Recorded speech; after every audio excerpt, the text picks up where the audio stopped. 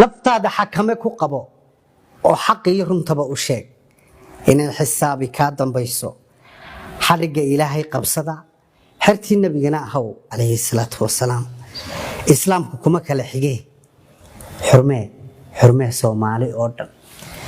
عن أبي هريرة رضي الله عنه قال قال رسول الله صلى الله عليه وسلم وتبسمك في وجه أخيك صدقة. ودول عدينتا وجهك ولالك waxay ku tahay sadaqo wajiga furani sideeda banaanba waa sadaqo. haddii aanad haysanin xoolo aad sadaqadaysato oo aad la baxdo macnaheedu ma aha inaanad awoodaynin sadaqo.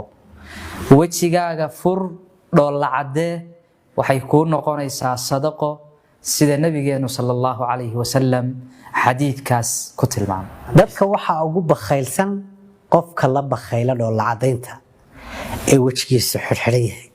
inaga maanajayna dhoolla cadeyntu waa wax qurux badan ma sha Allah wayna xayleedahay.